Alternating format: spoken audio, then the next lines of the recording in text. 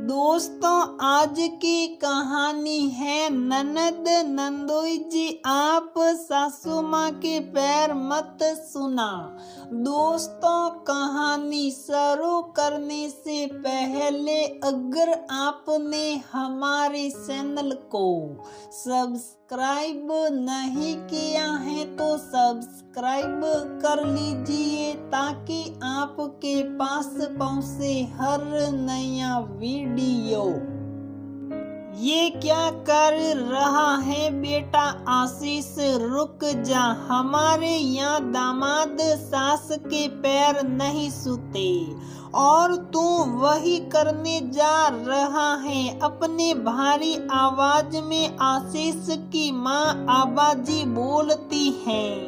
आबाजी की बात सुन वहाँ खड़े सभी मेहमान एक दूसरे का मुंह देखने लगते हैं। सबको बड़ी हैरानी होती है ये बात सुनकर कि दामाद सास के पैर नहीं छूते हैं। सबसे ज्यादा हैरानी तो आशीष की पत्नी स्वाति को हो रही थी। वो तो जिस अवस्था में पैर पड़ने के लिए झुकी थी उसी अवस्था में अपनी सासू माँ का चेहरा देखने लगी। फिर पल भर रुक कर वो अपनी मम्मी रीमा जी का पैर छूकर आशीर्वाद लेती है। पर आशीष अब तक उठकर सीधा खड़ा हो चुका था, वो भी बिना किसी सवाल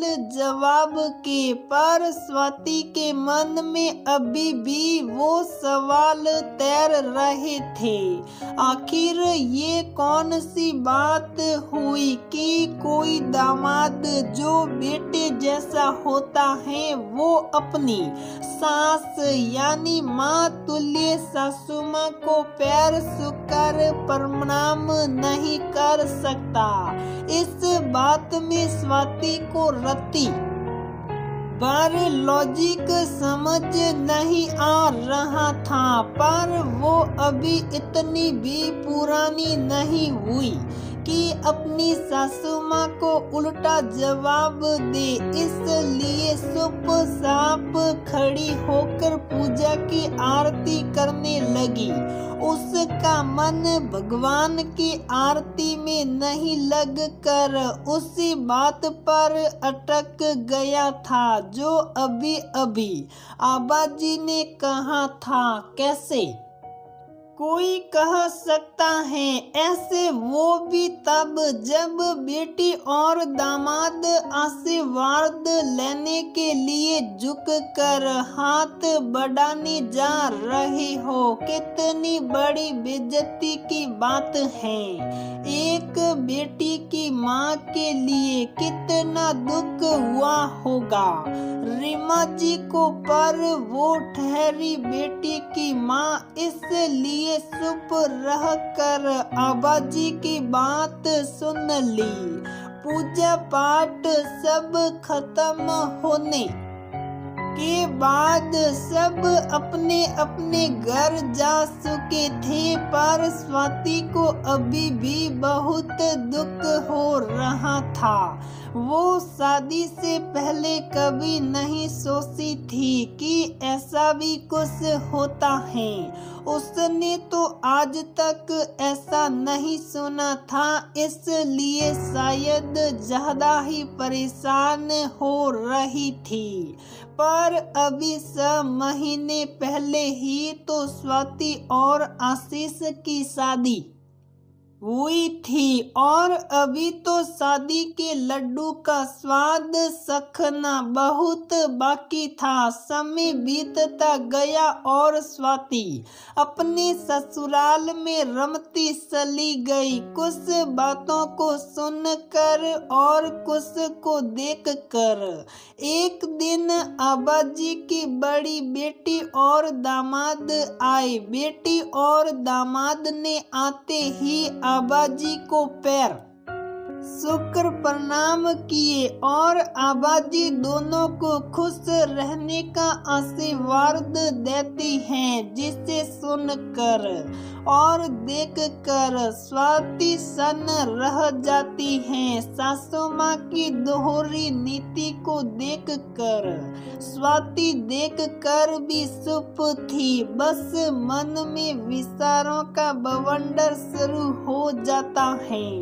क्या सिर्फ बेटे के लिए था ये दोहरी नीति, अपने दामाद के लिए नहीं? क्या सास को झुककर प्रणाम कर लेने से दामाद का सम्मान कम हो जाता है, या फिर कुछ और, जिसे समझ नहीं पा रही थी स्वाति। इसलिए अपने विचारों को विराम देकर अपने ननद और ननदोई के आव भगत में लग जाती हैं। कुछ दिन हंसी खुशी के साथ बिताने के बाद स्वाति की ननद और ननदोई जी अपने अपने घर जाने के लिए जैसे ही आबाजी के पैर छूते हैं, उसी समय आशीष वहां आ जाता है और जब अपने जीजाजी को माँ को प्रणाम करते देखता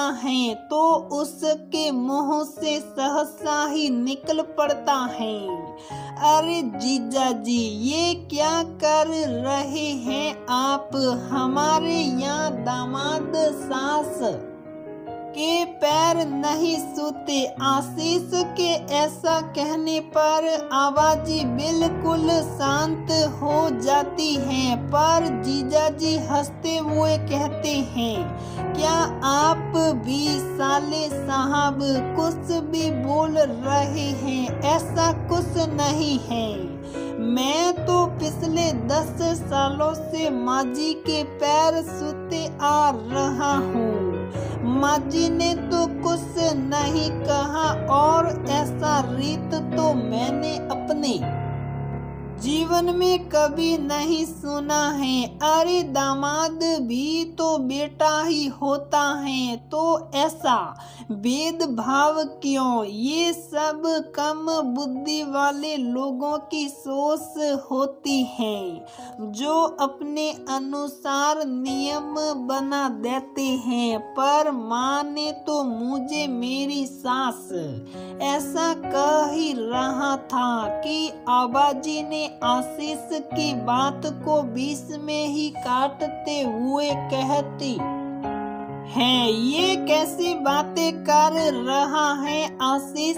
तू कहाँ से सुन लेता है ऐसी मन गढ़ंत बातें जिसका कोई तुक ही नहीं बनता?